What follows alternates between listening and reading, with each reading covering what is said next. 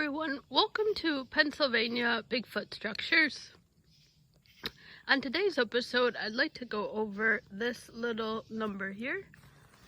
And as you can see, it's a horizontal branch. And number 2, this doesn't meet the limbs or the trees that this is resting on. This is quite a substantial branch, and it's resting on thinner trees. And so the next question you have to ask yourself is, if that's not part of the tree, can this come from another tree and then really find itself situated almost horizontally like that? So that would be the second question that's posited in this scenario here.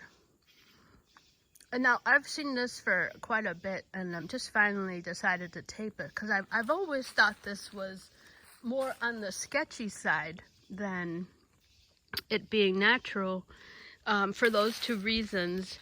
And being the first is that it's actually a much thicker branch than what it's resting on. And if that were to fall, can that fall into a pattern like that?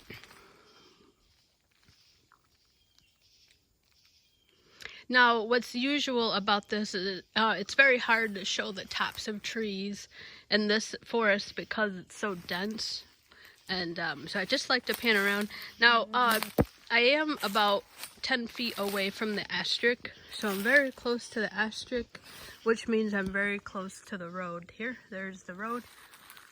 I've taped that before, that really geometrical, I guess, it looks like a triangle. So this is how thick it is, how dense it is. And so let's get into here and show that this is a much thicker tree. And I think you can see here pretty clearly, look at how big that is. And it's much smaller in girth than the trees that it's resting on. I've always thought this was something, but that aired more on the squatchy side. And so let's look at that here. So here's the thickness. I'm trying to get a good shot here. So there's the thickness, and then the next thick one would be that one. And I think that you can see that it doesn't match the thickness on there. And then obviously these are really young trees here.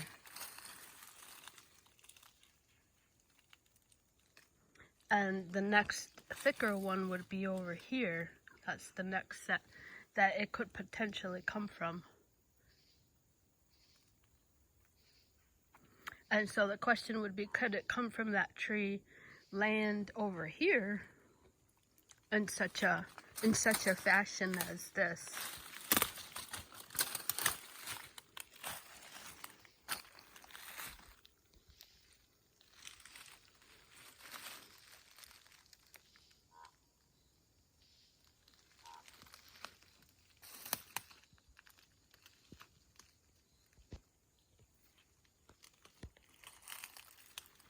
So it's resting on these two, and I love when it has found itself. This is another just kind of, coincidence. These always manage to find themselves resting on a notch. Now, if a tree were to fall, can it fall in such a manner that it'll rest right on a notch like that? And and you think if a branch is falling like this, it's going to have tons of momentum, especially a branch of this side is gonna just like, leaves in the wind here in the fall. So is that going to find itself on that little notch over there, which is consistent when I'm seeing something here that is more sketchy, more squatchy, a squatchy a squatchy sketchiness. And there you see it's like put on that little notch there.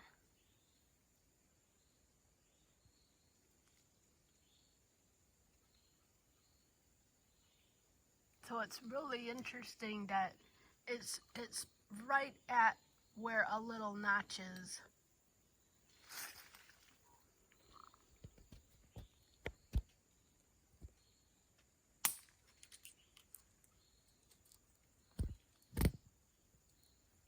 This is kind of a heavy branch there, so I can't even lift that up there.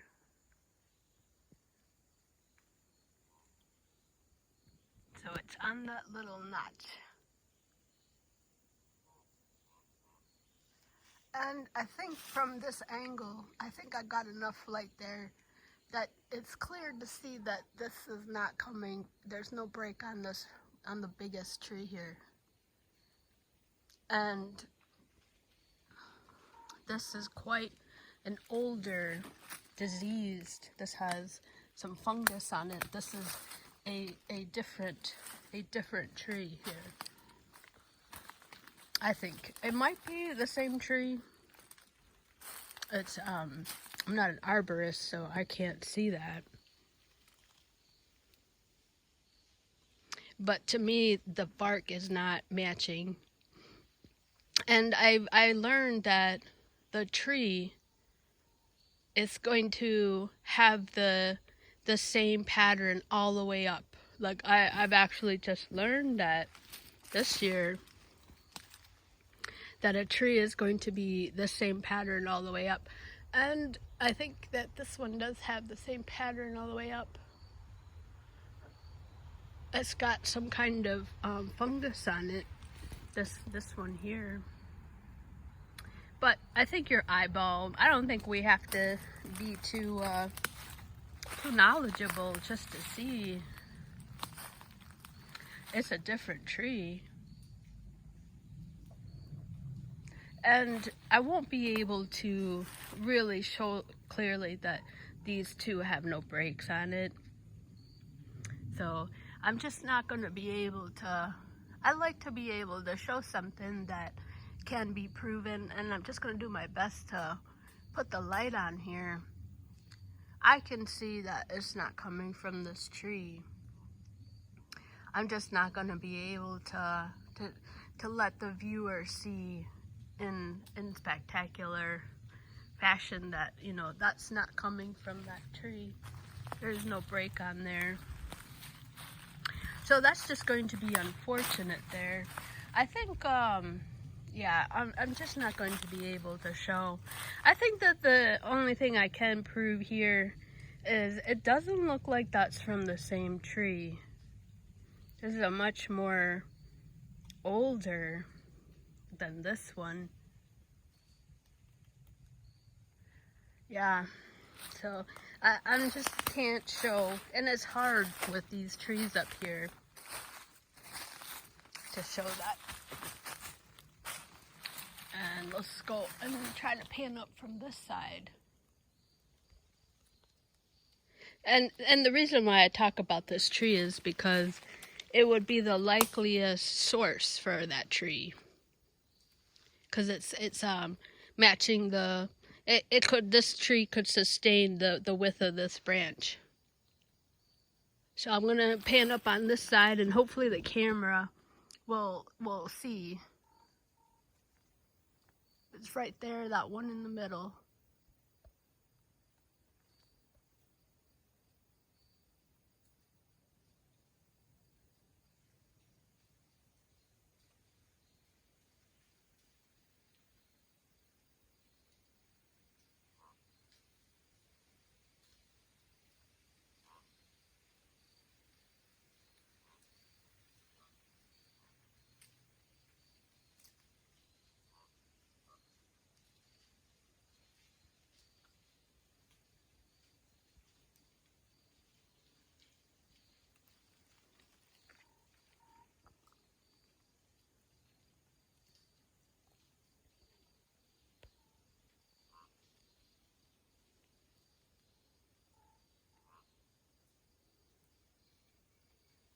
And then the other potential candidate would be this humongous tree over here. Now, mind you, both of them are potential candidates for the source for it coming from those two trees. And the other question would be is, are they, if that is the source, if either of those two are the source, look at how horizontal this is. So there's the tree we were just talking about, and all the way over here is the other potential source tree.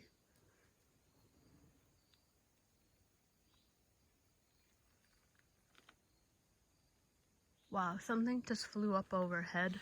You could hear, it's so quiet here. You could hear the wings.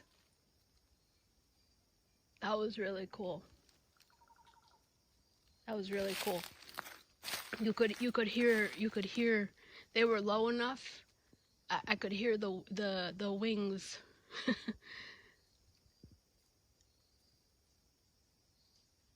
All right, that was really cool. Okay. And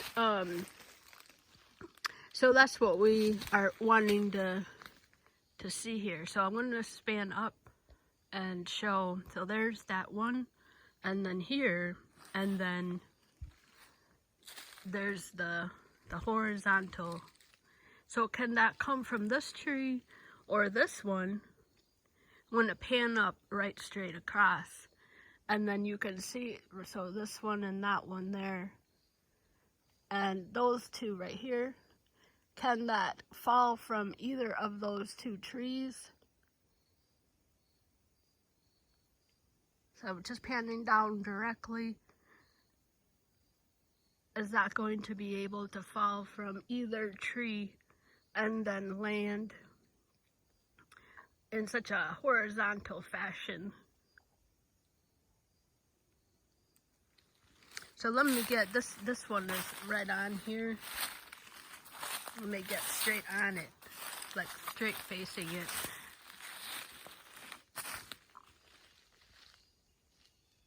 So that's the question.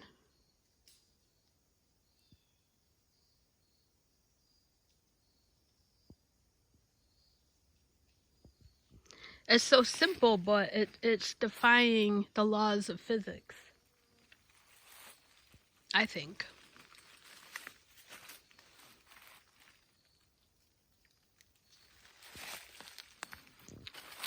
It's a gorgeous day here in Pennsylvania. I'm getting excited because the ferns are starting to die back.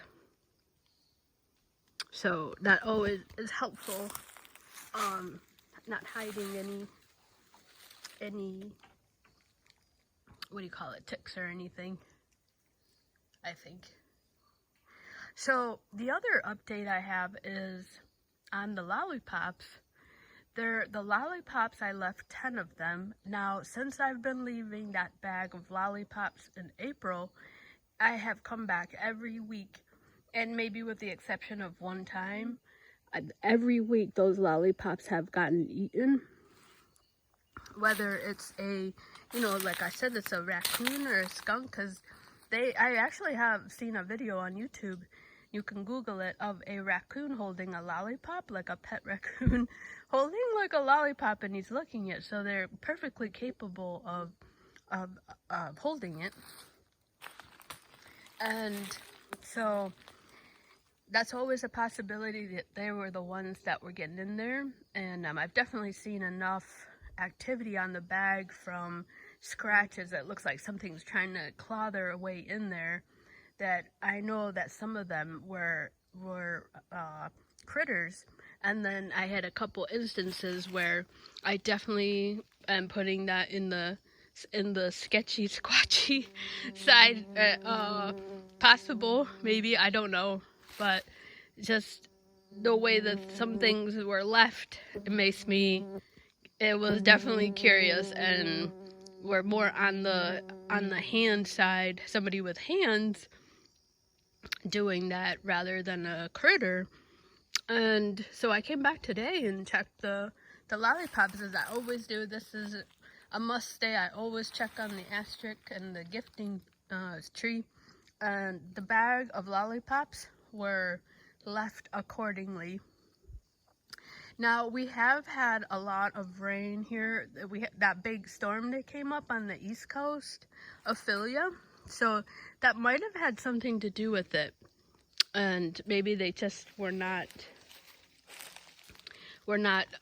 getting into the lollipops. And the other part of that is that, oh, I forget about that.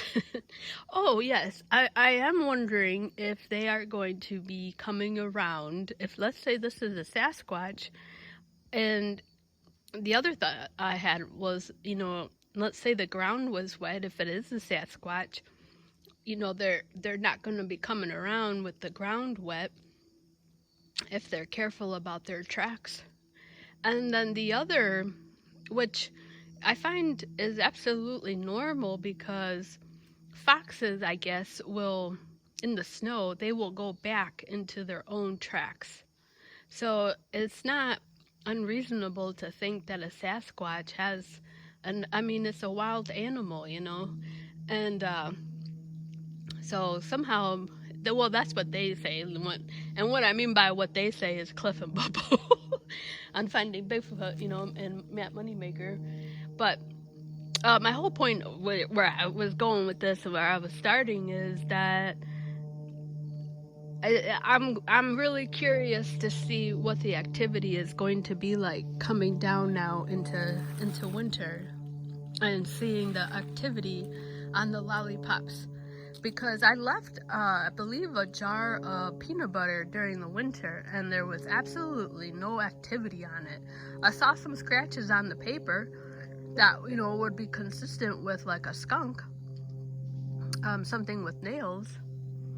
And so it's going to be really interesting to see what this winter is going to be holding. Now, I also wanted to just point out this one here. And there's no root here. Now, I do see a hole here, so this might be just natural.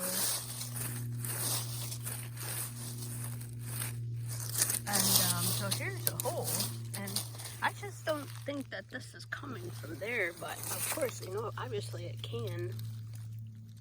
Usually when the tree falls, you'll see like here, you can see the root